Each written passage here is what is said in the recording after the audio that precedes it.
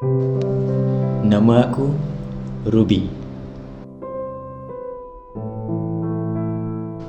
Aku tahu benda ni mungkin bunyi macam pelik, tapi entah macam mana aku tiba-tiba sesat kat sebuah pekan asing ni.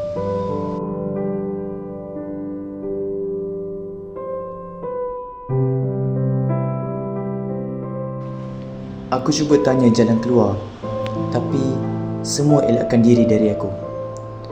Pandangan diorang buat aku keliru.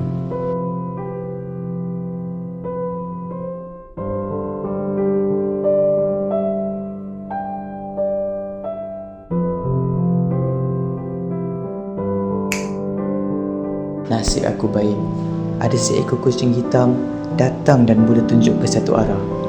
Aku tak ada pilihan lain, jadi aku ikut kucing ni. Oh, nama dia Black. Black bawa aku ke kawasan gunung, dan kat sanalah kami jumpa beberapa bahagian badan robot yang tertutup dengan lumut dan debu. Saat inilah semua memori datang balik. Aku sedar sebenarnya aku bukan lagi manusia sepenuhnya.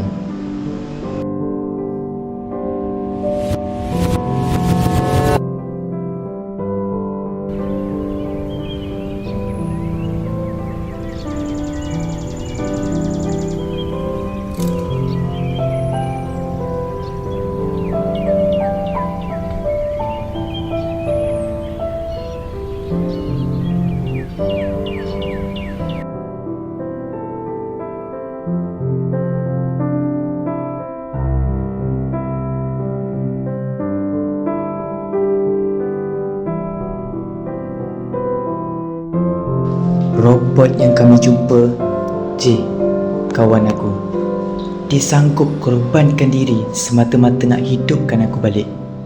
J selamatkan aku.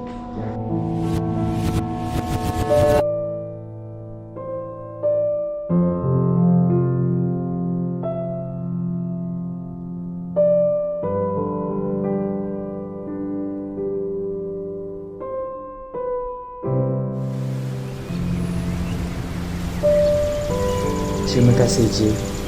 Aku akan bawa semua memori kita sampai bila-bila.